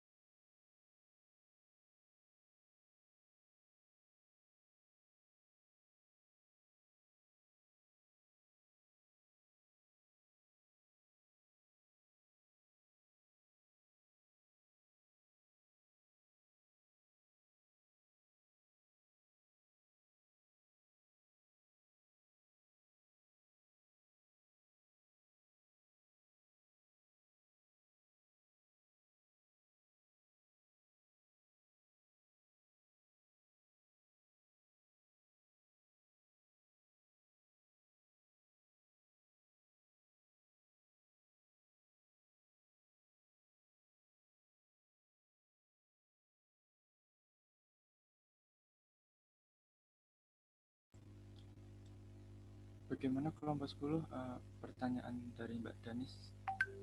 Apakah mau dijawab sekarang atau lanjut dulu ke pertanyaan yang ada di kolom komentar nih?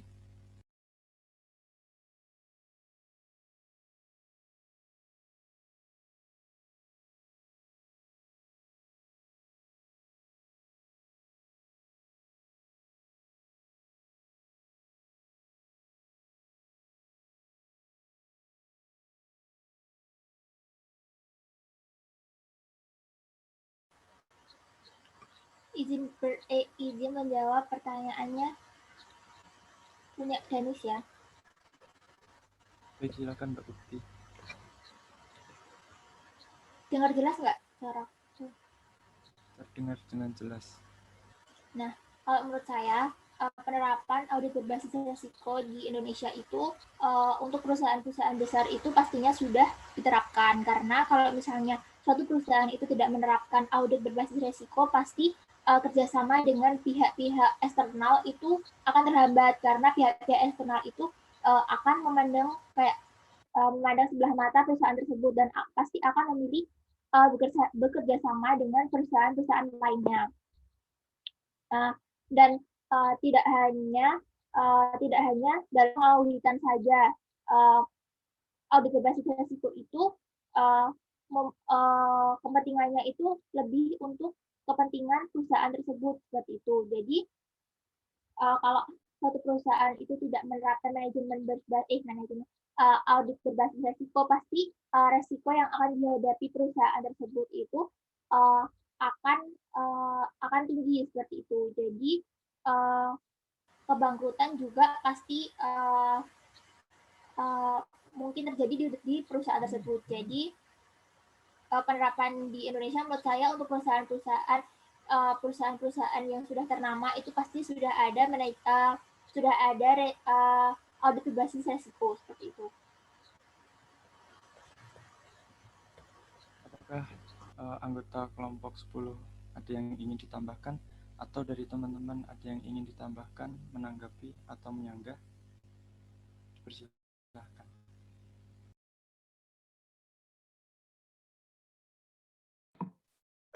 Izin menambahkan ya, jadi untuk contoh penerapannya itu saya ngambilnya nggak dari Indonesia, tapi kalian tahu kan yang toko perusahaan Nokia dan juga BlackBerry itu kan kalau kita lihat sekarang kan kita jarang banget melihat HP yang mereknya Nokia dan juga BlackBerry kan ya, dimana jadi pada audit itu tidak cuma sekedar menilai apakah laporan keuangannya disajikan itu wajar atau tidak, tapi juga perlu yang namanya apakah keberlangsungan selanjutnya itu sebuah perusahaan itu apakah bisa berlanjut ataupun tidak. Jadi di sini seorang auditor tuh perlu untuk melihat resiko misalnya persaingan dari luar agar nanti keberlanjutan dari perusahaan tersebut bisa terus berjalan kayak gitu. Terima kasih. Bagaimana Mbak Denis? Apakah jawabannya sudah cukup atau ada yang ingin ditanggapi? Sudah cukup jelas. Terima kasih. Baik, selanjutnya dari kelompok 10, apakah berkenan untuk menjawab pertanyaan dari teman-teman yang ada di kolom komentar? Bagaimana kelompok 10?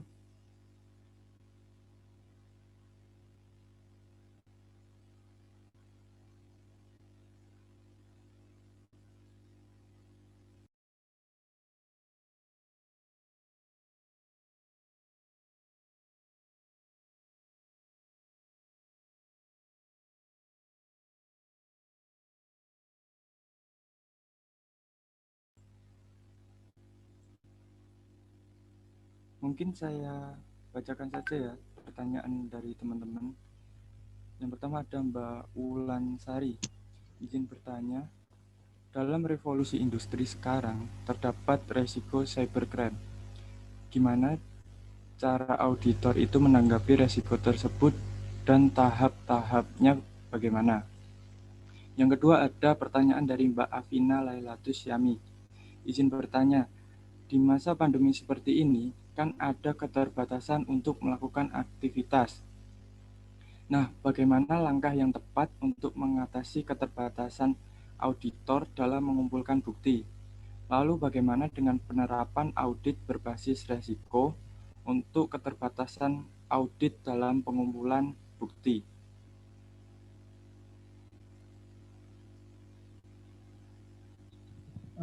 Baik, mungkin menjawab pertanyaannya dari Afina terlebih dahulu. Berarti intinya kan keterbatasan audit dalam masa pandemi ini ya. Nah, sebenarnya ada caranya bagaimana melakukan audit di masa pandemi ini, yaitu ya dengan audit jarak jauh. Nah, yang pertama itu bisa review dokumen melalui Zoom seperti ini. Nah, jadi nanti pihak klien akan menampilkan dokumen-dokumen yang diperlukan.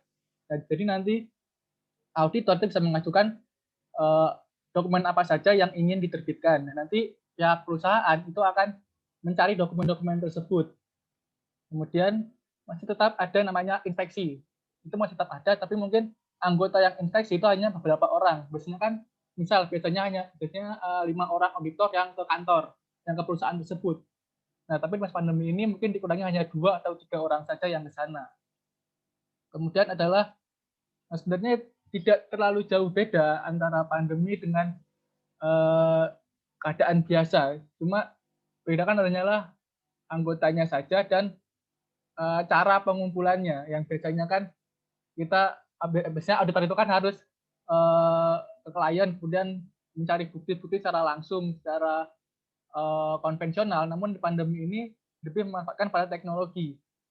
Jadi menghubungi via Zoom atau via komunikasi yang lainnya, kemudian nanti baru verifikasi lagi. Nah, kemudian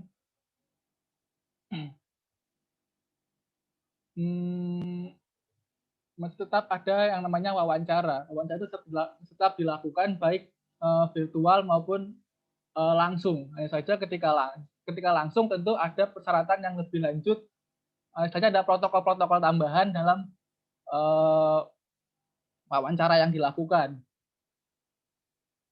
Kemudian perusahaan itu bisa melakukan tour secara virtual dengan istilahnya tour video, baik secara sengaja, maksudnya perusahaan itu merekam kegiatan-kegiatan yang ada di perusahaan ataupun melalui pengiriman file CCTV.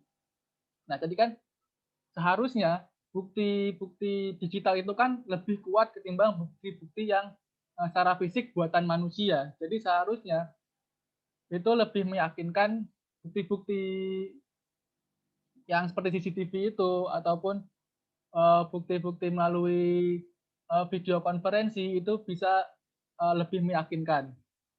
Nah, jadi mungkin ada yang mau ditambah dari teman-teman?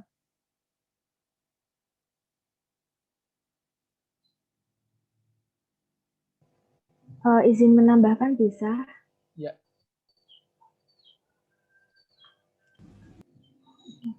Saya izin menambahkan ya, setahu saya saja, karena sekarang lagi masanya pandemi, jadi untuk proses audit itu bisa dilakukan dengan yang namanya audit berbasis teknologi. Jadi nanti kan kita kan sekarang lagi ada di masa 4.0 ya, sedang ada di masa 4.0, terus sedang ada proses penyiapan juga untuk masa 5.0. Jadi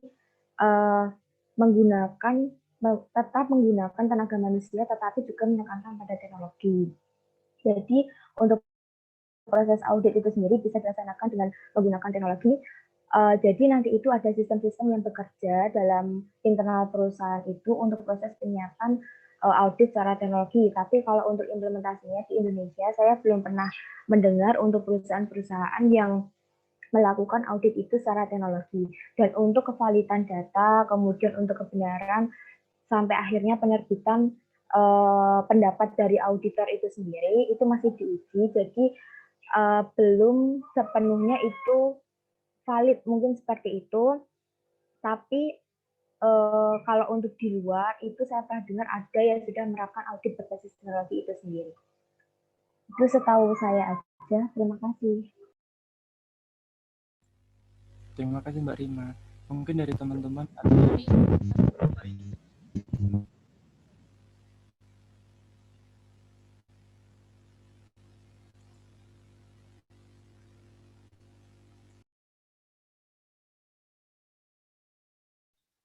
Izin menyanggah ya tadi kait pernyataannya Mas Agung. Itu kan tadi katanya kalau audit itu bisa buktinya lewat digital ya. Nah, kan kita tahu kalau digital itu bisa dimanipulasi ya. Bisa saja bukti yang misal bukti di scan itu kan bisa ditempel-tempel ya. Nah, itu kan kemungkinan auditor harus memastikan juga ke lapangannya, karena bukti digital itu tidak 100% bisa dipercaya. Seperti itu.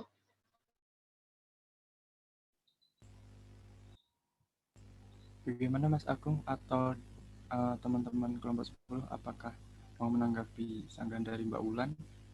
Ya, sedikit menanggapi dari Mbak Ulan tadi, ya memang benar, dokumentasi itu kan meskipun melalui scan, melalui share screen seperti ini misalnya, atau melalui scanner, kemudian melalui email, itu memang ada kemungkinan untuk dimanipulasi. Nah, tapi kan tadi itu saya sedikit menerangkan bahwa tur ke perusahaan itu juga dimungkinkan. Hanya saja tadi mungkin orangnya yang biasanya lengkap 5 atau 10 orang itu dikurangi menjadi 2 atau 3 orang. Tujuannya adalah untuk memverifikasi atau meminta yang aslinya itu loh. Jadi untuk menyamakan apakah ini benar-benar asli ataukah tidak.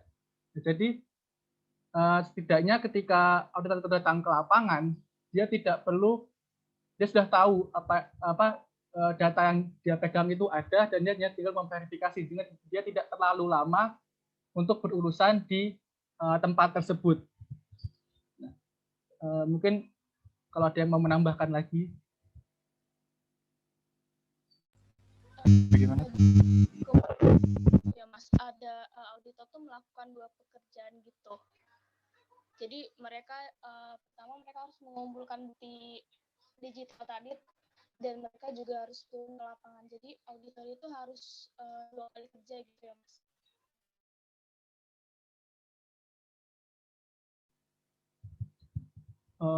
Bukan 2 kali juga sih, cuma ya karena kan pandemi seperti ini kan sulit tadi ya, karena kan mungkin kalau di luar negeri mungkin berbeda, tapi kan di Indonesia tadi seperti yang Mbak Rima sampaikan belum terlihat. Nah, jadi ya auditor juga kan tidak bisa spekulatif, tidak bisa langsung saja satu bukti kemudian mempercayai bukti tersebut. Nah, bisa saja ya mungkin jatuhnya pekerjaan tambahan ya. Jadi mungkin dibagi terlebih dahulu, ada tim yang tim menerima di kantor audit tersebut, ada tim yang turun ke lapangan. Jadi misal nih saat ini misal tinggal 5 orang. Nah, yang 3 ini hari ini dia melalui konferensi seperti ini. Dia berkomunikasi dengan kliennya. Kemudian yang 2 itu berangkat ke berangkat ke klien. Nah, jadi kan dia nggak perlu meriksa, nggak perlu apa ya? Dia cuma hanya untuk menyamakan saja loh. Menyamakan saja. Kalau sudah sama ya sudah. Jadi mungkin ya pekerjaan 2 kali ya mungkin saya bilang juga sih, mungkin lebih ke memverifikasi itu tadi. Ya kan karena mau nggak mau ya untuk lebih meyakinkan ya memang seperti itu.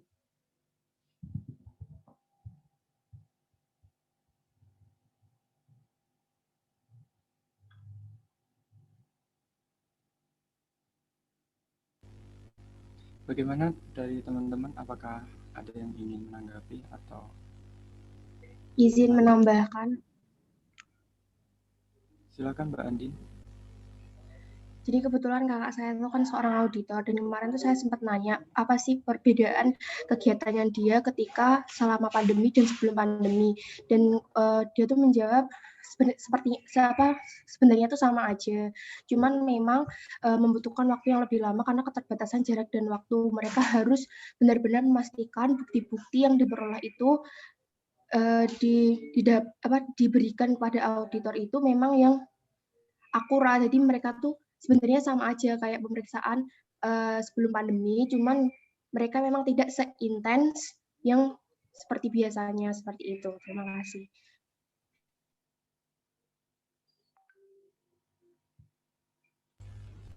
Bagaimana, apakah ada tambahan lagi?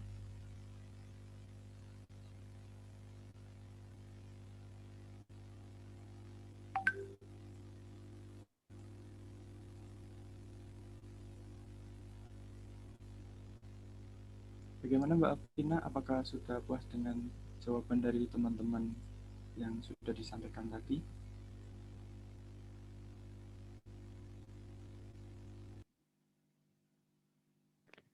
menyanggah ya. Tadi kan pengumpulan buktinya itu kan melalui teknologi. Nah, untuk setiap perusahaan itu kan belum tentu teknologinya itu kan mampu untuk mendeteksi bukti-bukti yang dibutuhkan oleh auditor gitu kan. Terus kan tadi tambahan jawaban dari Mbak Hasna juga kan kata auditor di masa pandemi itu kan membutuhkan waktu yang lebih lama dan juga tidak bisa secara intens secara langsung. Berarti risiko kemungkinan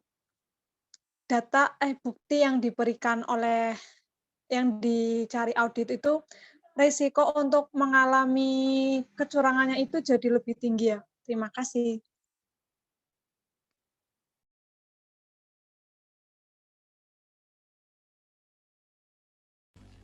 Bagaimana kelompok 10, apakah ada tanggapan terkait hal itu?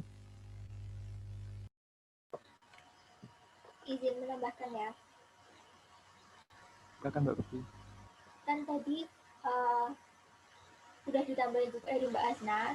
Jadi kalau misalnya langkah-langkah pengerjaannya itu sebenarnya sama aja. Nah, mungkin yang membedakan itu kan dari protokol kesehatan yang ditetapkan seperti itu. Jadi kalau resiko kecurangannya menjadi lebih tinggi itu mungkin tidak, tapi hanya membutuhkan waktu yang lebih lama seperti itu. Jadi kalau misalnya sehari itu kita bisa mengambil bukti dari cara wawancara itu langsung dari satu hari itu kan bisa kan tim audit itu ada banyak kan biasanya. Nah, gara-gara dari pandemi ini kan pasti tim audit itu dikurangi. Nah, dari tim audit itu dikurangi itu tuh wawancaranya yang biasanya langsung di perusahaan itu wawancaranya dilakukan biasanya menggunakan Zoom seperti ini. Nah, kalau misalnya tahapan-tahapannya, kalau pengumpulan bukti dan yang lain-lainnya, menurut saya itu tuh tetap sama aja seperti itu.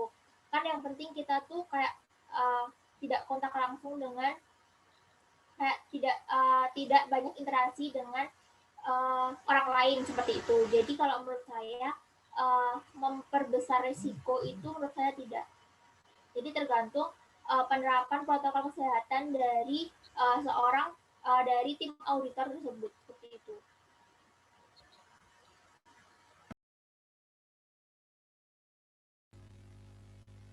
Bagaimana Mbak Afina? Apakah sudah puas dengan jawaban dari Mbak Bekti?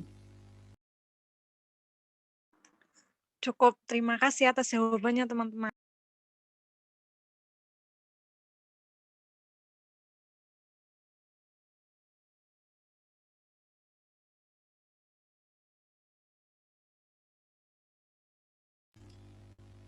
Baik, tersisa satu pertanyaan lagi dari Mbak Wulan. Saya persilahkan kepada kelompok 10 untuk menjawab.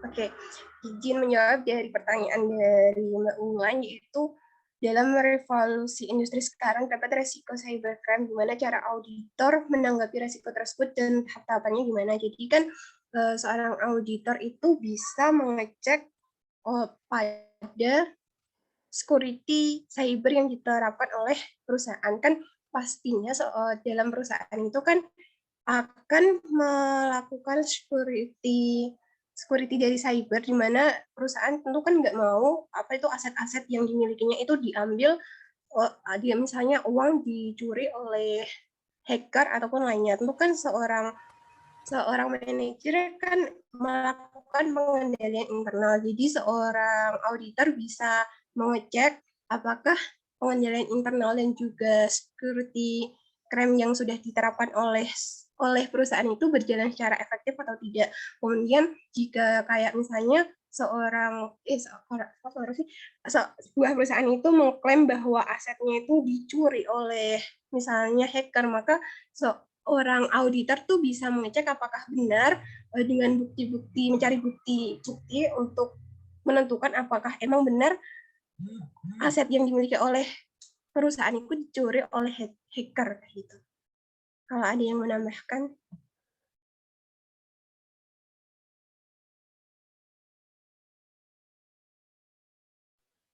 Oh iya, saya mau nanya lagi.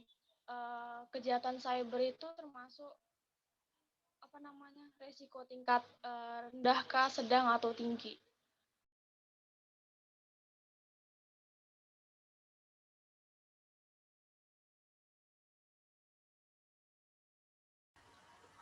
Izin menjawab ya.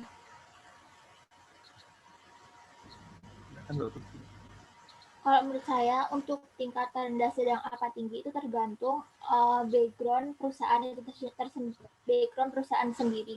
Kalau misalnya background perusahaan itu tidak banyak menggunakan internet dalam melakukan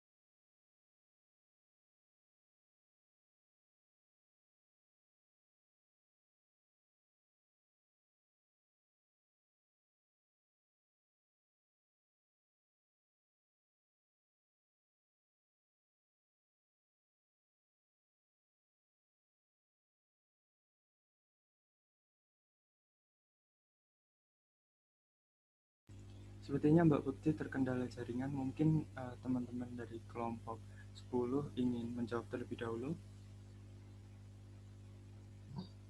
Oke, izin menambahkan dari pernyataan dari Bukti ya tadi, udah dijelaskan bahwa itu tergantung dari intensitas apakah perusahaan itu sering menggunakan internet atau tidak. Jika ternyata perusahaan itu sering menggunakan internet, maka resiko auditnya bisa tergolong sedang, di mana intensitasnya itu sering terjadi, bisa sedang sampai tinggi, di mana jika kerugian ataupun pencurian aset yang diambil itu besar, maka pokoknya antara sedang sampai tinggi lah, karena ada pencurian aset dari perusahaan.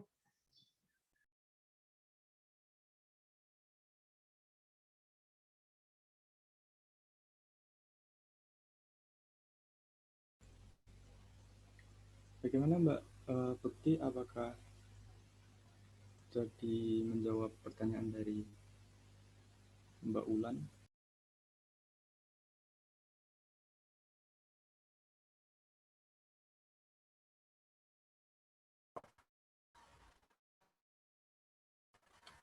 ya tadi juga udah dijelasin sama Marina, itu tergantung dari perusahaan tersendiri. Jadi kalau profil perusahaannya itu apa namanya, misalnya Zoom seperti itu kan, emang cybercrime-nya tinggi seperti itu. Tapi kalau misalnya kayak perusahaan-perusahaan biasa itu tingkat cybercrime-nya itu apa namanya, rendah seperti itu.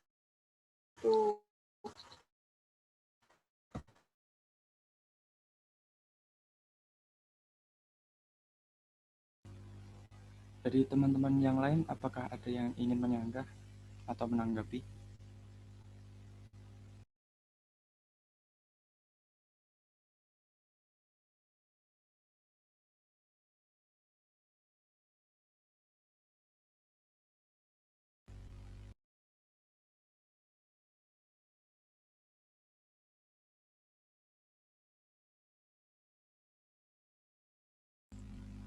Dari Mbak Wulan, apakah jawaban yang disampaikan tadi Mbak Marina? Pernyataannya Mbak Marina sama Mbak Bekti ya. Sekarang revolusi 4.0, nggak ada perusahaan yang nggak pakai internet ya, kemungkinan resiko cybercrime-nya juga tinggi. Karena banyak banget kayak malware, virus, atau bisa jadi pihak internal yang melakukan kayak fraud gitu atau kecurangan, kebohongan gitu ya. Mungkin jawabannya udah cukup kali ya.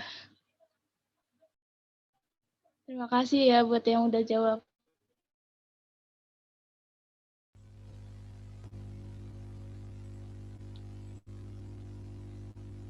Berhubung pertanyaan semuanya sudah dijawab oleh tim penyaji, bagaimana kalau kita akhiri diskusi kita pada pagi hari ini, teman-teman?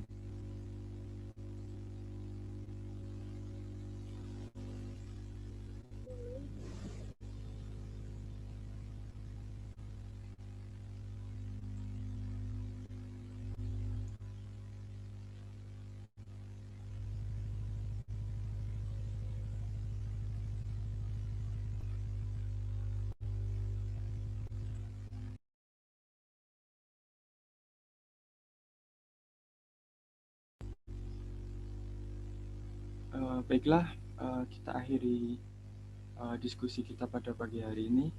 Untuk notulensi nanti dikirim melalui WhatsApp group.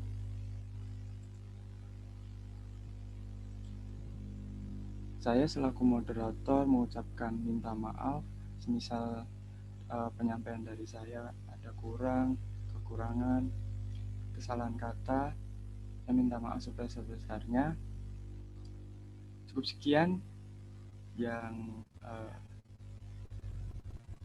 dari saya, kurang lebihnya mohon maaf. Wassalamualaikum warahmatullahi wabarakatuh. Waalaikumsalam warahmatullahi wabarakatuh.